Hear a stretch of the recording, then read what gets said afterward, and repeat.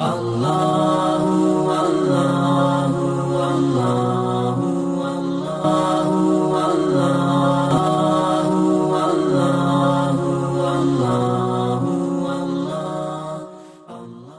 کا کلام ہے.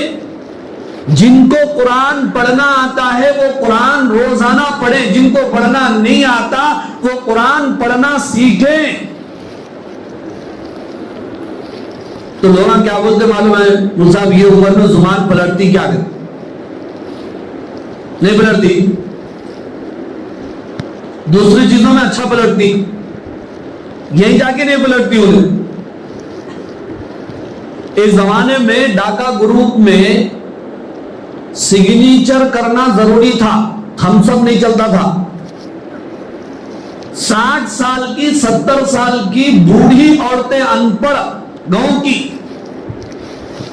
قانون تھا انگوٹھا لگائے پیسے نہیں ملتے، سگنیچر اپنے نام کا سگنیچر کرنا ضروری تھا. تو بوڑھی عورتیں انگلش میں انگریزی میں دستخط کرنا سیکھے، اپنا نام لکھنا سیکھ گئے. پیسہ بولتا ہے، بولتا نہیں بولتا. تو قرآن نہیں سیکھ سکتے. قرآن مجید میں اللہ رب العالمین نے بیان فرمایا وَلَقَدْ يَسَّرْنَا الْقُرْآنَ لِلذِّكْرِ فَهَلْ مِن مُدَّكِرٍ. یقیناً ہم نے قرآن کو یاد کرنے کے لیے، سمجھنے کے لیے، پڑھنے کے لیے آسان کر دیا. بس ہے کوئی پڑھنے والا، بس ہے کوئی یاد کرنے والا. قرآن مجید اتنا آسان ہے کہ اس کو چھوٹے بچے بھی پڑھ سکتے ہیں، جوان بھی پڑھ سکتے ہیں، بوڑھے بھی پڑھ سکتے ہیں. اگر پڑھتے پڑھتے انتقال ہو گیا تو اللہ اس کی نیت کے مطابق کل حشر کے میدان میں حافظ قرآن بنا کر اٹھائیں گے. بزرگوں اور عزیز دوستوں، آپ نے یہ حدیث ضرور سنی ہوگی. کل حشر کے میدان میں جب کہ نفسا نفسی کا عالم ہوگا، کوئی کسی کو پوچھنے والا نہیں ہوگا، سب ایک دوسرے سے بھاگ رہے ہوں گے. ایسے میں روزہ اور قرآن دونوں سفارش کریں گے. روزہ کہے گا اے اللہ میں نے دن میں اس کو کھانے پینے سے روک کے رکھا. تو قرآن مجید اللہ کے دربار میں عرض کرے گا یا اللہ یہ دن بھر بھوکا اور پیاسا رہتا تھا، اور جب یہ افطاری کرتا تھا، کھانا کھاتا تھا، تو اس کا جسم آرام کرنے کو چاہتا تھا، لیکن یہ میری محبت میں اپنے گھر سے چل کر مجھے سننے کے لیے کھڑے ہو جاتا تھا اور مجھے سنا کرتا تھا. اے اللہ اسے معاف کر دیجئے اور جنت میں داخلہ عطا فرما دیجئے. بولو جب روزہ سفارش کرے، بولو جب قرآن سفارش کرے تو پھر ہماری نفرت ہوگی یا نہیں ہوگی؟ آج قرآن سے ہمارا رشتہ ایسا ہے، ہمارا تعلق ایسا ہے، شادی میں جہیز کی لسٹ تیار کرتے وقت کہتے ہیں مولانا سب سے پہلے قرآن کا نام لکھو، مولانا سب سے پہلے جائے نماز کا نام لکھو، رحال کا نام لکھو. جبکہ وہ لکھتے ہوئے بھی ہمیں ڈر ہوتا ہے، اس لیے کہ اس کے نیچے کہتے ہیں 10 تولے سونا لکھو جو حرام. پھر اس کے نیچے کہتے ہیں 1 لاکھ روپے جوڑے کی رقم لکھو جو حرام ہے. تو حرام کی ابتدا اللہ کے نام سے، قرآن کے نام سے کیسے کر سکتے ہیں؟ آپ مجھے بتائیے کہ اگر کوئی شراب کو بسم اللہ پڑھ کر پی لے تو کیا شراب حرام جو ہے حلال ہوگی؟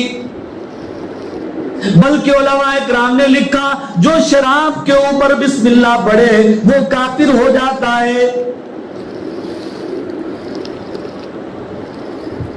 اب لکھنے کو تو لسٹ پہ لکھ دیتے ہیں سب سے پہلے قرآن مجید کا نام، اور جہیز میں سب سے پہلے قرآن مجید کو دیتے ہیں.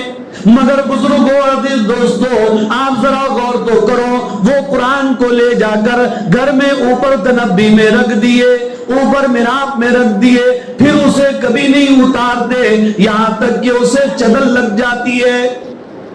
بزرگوں اور عزیز دوستوں، ادھر قرآن کو چدل لگتی ہے، ادھر گھر میں چدل لگنا شروع ہو جاتی ہے۔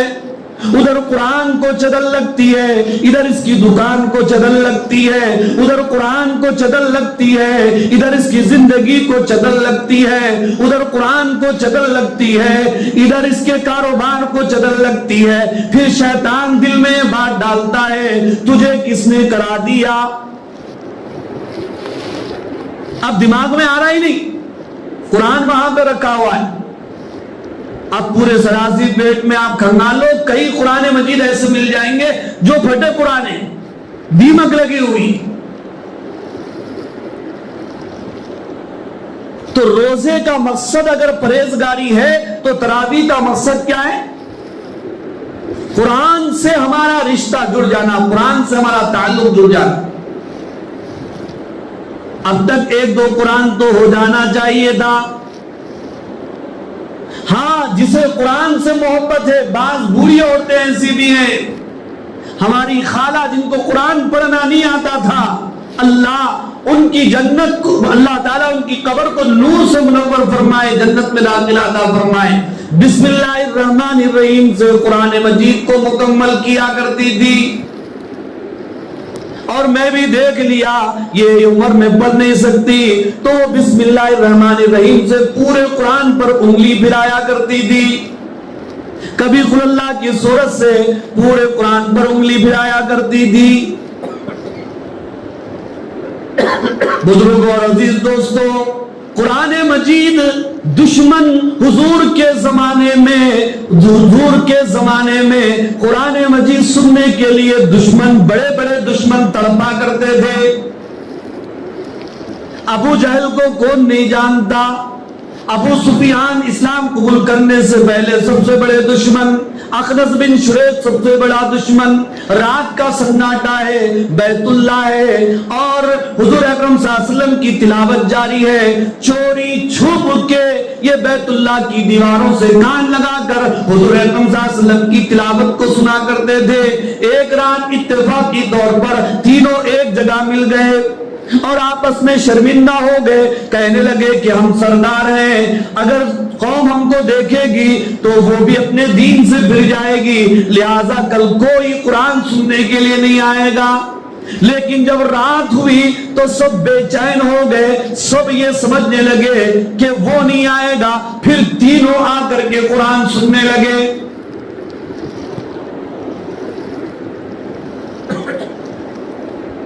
تو اب دیکھو دشمن جو ہے قرآن کی تلاوت کے لیے بیچے۔ میں تو تعجب کر رہا ہوں، جنات حضور اکرم صلی اللہ علیہ وسلم کی زبان سے قرآن سن کر رک گئے تھے۔ 29ویں بارے میں سورۃ الجن موجود ہے، واقعہ پوری تفصیل سے موجود ہے۔ بطن نخلا ہے، فجر کی نماز ہے، جنات کی جماعت کا گزر ہو رہا ہے، کلام اللہ ہو اور رسول اللہ کی زبان سے نکل رہا ہو تو پھر کتنا سما پیدا ہو گیا ہے۔ جنات کی جماعت آپس میں کہنے لگی کہ رک جاؤ، پوری جنات کی جماعت رک گئی، قرآن کو انہوں نے غور سے سنا، حضور کی خدمت میں حاضر ہوئے، کلمہ پڑھا اور کہنے لگے کہ ہم جا کر کے اپنی قوم کو اس قرآن کی دعوت دیں گے۔ تو مقصد تراویح قرآن